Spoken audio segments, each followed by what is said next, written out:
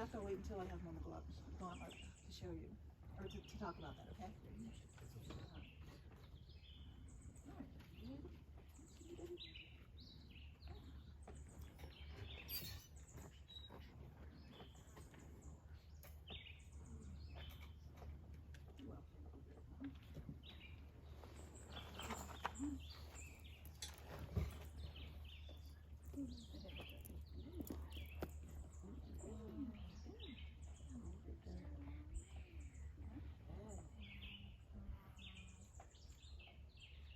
Okay, you see that sharp-hooked beak?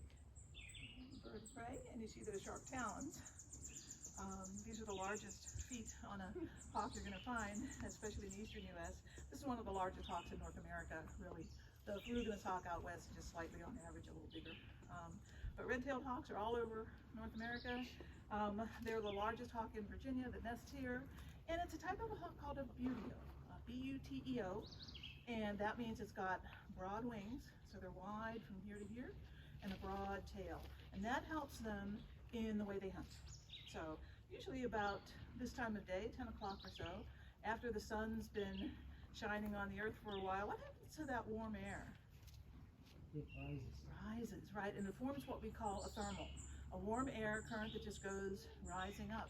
And birds like red-tailed hawks will go and they'll just spread those wide wings and get pushed up, and they've got wonderful lift from that shape of their wings and tail. So they don't have to flap, they don't have to work that hard.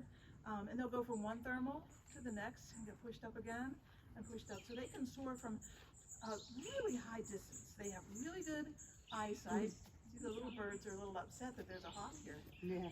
So they're chirping.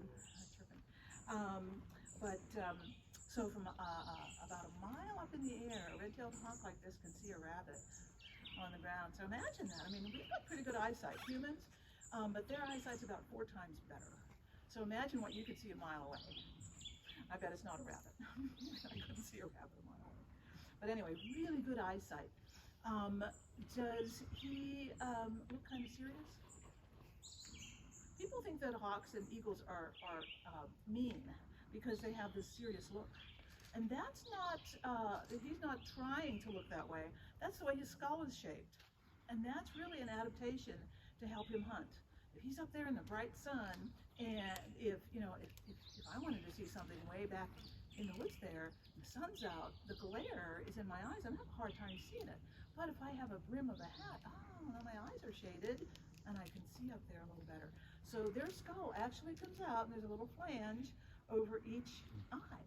A little bone part comes out over each eye. After the program, if you come up, I can show you a skull of a red-tailed hawk and show you how it looks with those flanges.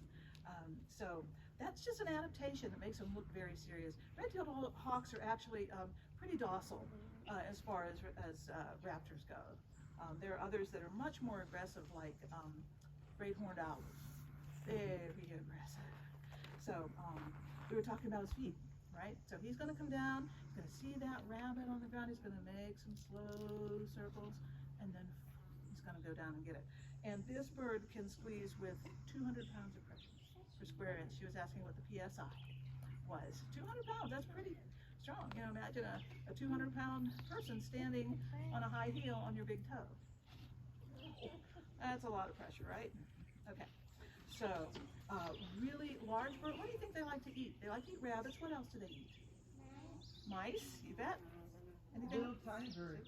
Rats and small snakes. Rats and snakes, even big snakes. And you said birds? Little tiny birds. Little birds, if they can catch them. Usually these little birds that are upset about them, they can usually fly away faster than a red-tailed hawk can catch them. Falcons, that's a different story. Peregrine falcons mainly eat other birds, so they're adapted for catching them in the air and for flying very fast.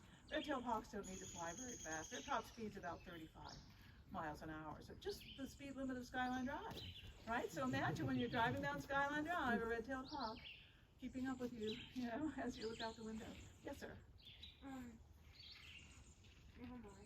You got your question. Yes, sir?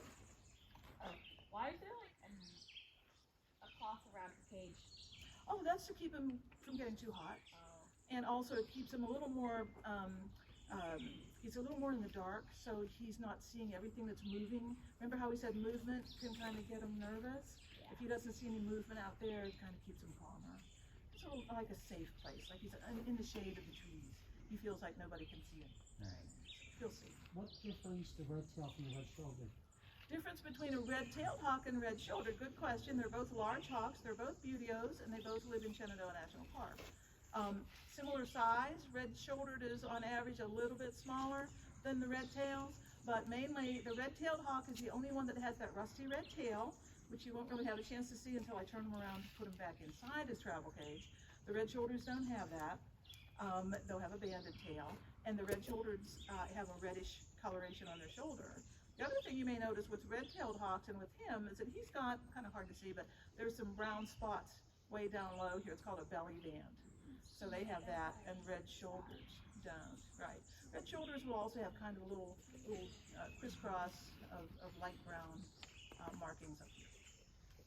So he's got more of a little bit of a Do they use spot. both eyes to see, or one eye? They or- do. They have binocular vision just like you and me. So their beak would be where our nose is, so they can focus both eyes on the same object, just like we can, and that's why we can see so sharply and clearly. So yeah, they see just like we do with both eyes focused. Owls, same way. They've got a bit of a flatter face, at least the way their feathers are. They've got binocular vision. I don't know of any raptor that doesn't have binocular vision. Prey animals are the ones that will have the monocular vision for the most part, where they see a wider distance beside them and around them, and they may have a blind spot right in the center. Horses, rabbits, robins, their eyes are going to be set back a little farther. Woodcocks are set way back here because they're prey for a lot of other animals, so they have to watch for movement. They don't have to see sharp. They need to see movement, and that allows them to see movement all around them. So, makes sense. Okay. So, yes. If like the bird would see just like if it really needs to see movement, would it like crash into things often? If it did what?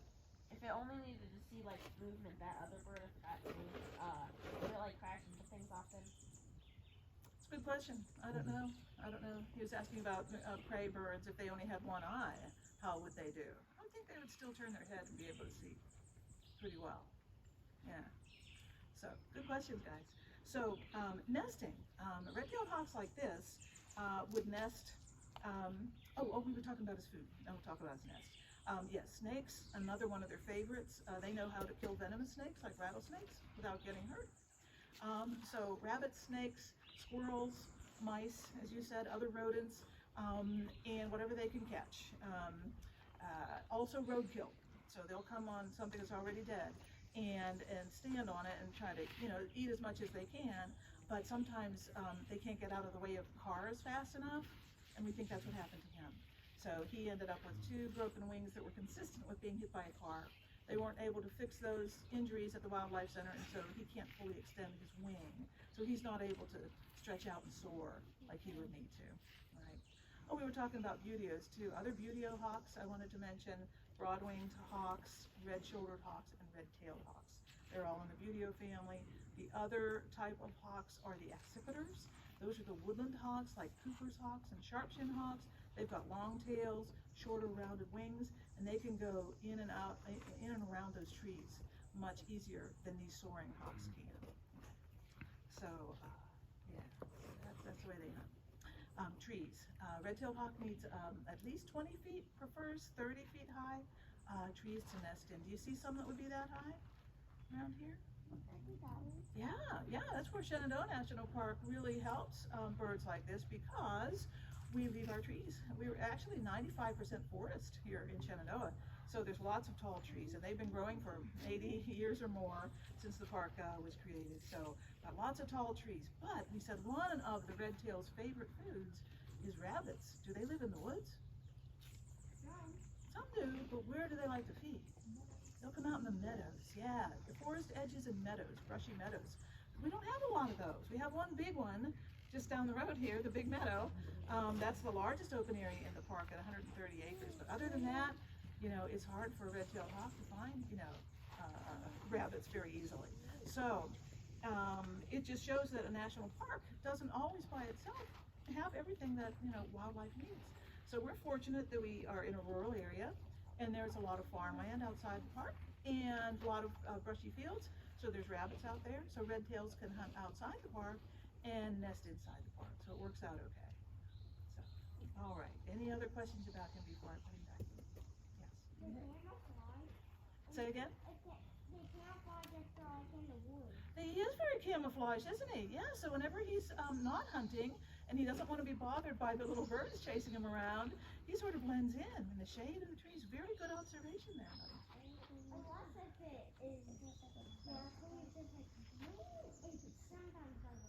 That's right. That's right. So go ahead. Do you have any other animals? No, right now he's our only bird of prey. We've had more over the years, but you know, once they pass away, it's a matter of can we get another one from the Wildlife Center? And we have not been able to. We had a screech owl, and when he passed away 2 years ago, we have not been able to get a new one. So this is our only wildlife ambassador right now. So. What's the, like, how big of a range does he cover? How big of a range? That can vary. They don't need a lot of space if there's a lot of food in it. So a square mile could be enough for a pair on the nest as long as there's a lot of food. If it's an area where it tends to be drier, there's not a lot of rodents or snakes or something like that, then they'll have a larger territory just to find what they need. So good question. Remember how I said he eats a mouse and a half or 1 to 2 mice a day, and over the year, you know, he'll eat, you know, 600, 700 or more mice, and he's not very active. So think about a pair of red tails on the nest feeding their young, 2 to 4 young on the nest. How many mice or mouse equivalents they go through? Snakes, squirrels, all of that. Can you see the value of birds of prey in the ecosystem? And how their role is to help to maintain that prey population at a level where it doesn't get out of hand, right? And if you take the red-tailed hawk out of the equation, then what's going to happen to the prey that they eat? Too many. They'll rise up, and you tend to get too many, at least for the short term. So birds of prey, their role is mainly in helping to maintain that balance in nature, so things don't get out of hand. And that's what national parks do as well. So we try to maintain a balance in nature. We can't do that everywhere, but we try. So let me go ahead and put him away, and we'll still take questions, so stay still while I do that, and I'll finish up in just a moment. You can see that nice rusty red tail as we turn around. You can see how much shorter his right wing is.